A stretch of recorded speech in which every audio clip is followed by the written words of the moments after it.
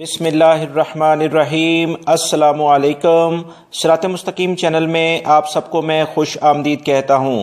سعودی عرب میں مسجد الحرام اور مسجد نبوی امور کی جنرل پریزیڈنسی کے ایک عہدیدار نے مزید بتایا ہے کہ عشاء کی نماز ختم ہونے کے فوری بعد 1 گھنٹے بعد ہی مسجد الحرام اور مسجد نبی شریف صلی اللہ علیہ وسلم کو بند کرنے کا فیصلہ کر لیا گیا ہے۔ دونوں مساجد فجر کی نماز سے 1 گھنٹے پہلے کھولی جائیں گی۔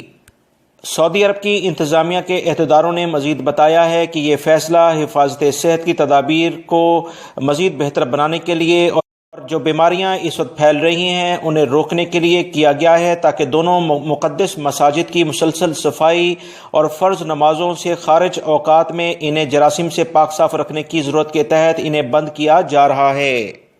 انتظامیہ کے عہدیداروں نے مزید کہا ہے کہ جب تک عمرہ بند رہے گا تب تک خانہ کعبہ کے اطراف طواف والا صحن اور صفا مروہ کے درمیان سعی والا حصہ بھی بند رکھا جائے گا۔ عمرے پر پابندی کے دوران نمازیں صرف مسجد کے اندر ہی ادا کی جائیں گی۔ انتظامیہ کے عہدیدار نے مزید توجہ دلائی ہے کہ سعودی شہری اور مقیم غیر ملکیوں کے عمرے پر پابندی کا فیصلہ مکہ المکرمہ شہر کے تمام باشندوں پر بھی لاگو ہوگا، یعنی مکہ میں رہنے والے افراد پر بھی یہ پابندی ہوگی۔ کسی بھی احرام پوش کو مسجد الحرام اور اس کے اطراف شہروں میں داخل ہونے کی اجازت کسی حالت میں نہیں دی جا رہی ہے۔ مزید انتظامیہ کے عہدیداروں نے بتایا ہے کہ احتیاطی تدابیر کے تحت روضہ رسول صلی اللہ علیہ وسلم سمیت مسجد نبوی کا پرانا والا حصہ بھی بند کر دیا جائے گا، جبکہ جنت البقیع بھی بند کرنے کا فیصلہ کر لیا گیا ہے۔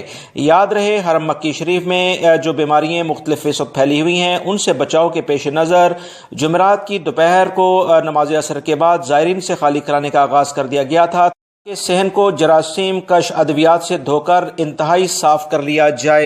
تازہ ترین خبریں جاننے کے لیے میرے چینل صراط مستقیم نیوز چینل کو لازمی سبسکرائیب کر لیں۔ بیل بٹن پریس کرنے کے ساتھ میری ویڈیوز کو شیئر دوسرے دوستوں سے کر دیا کریں۔ السلام علیکم۔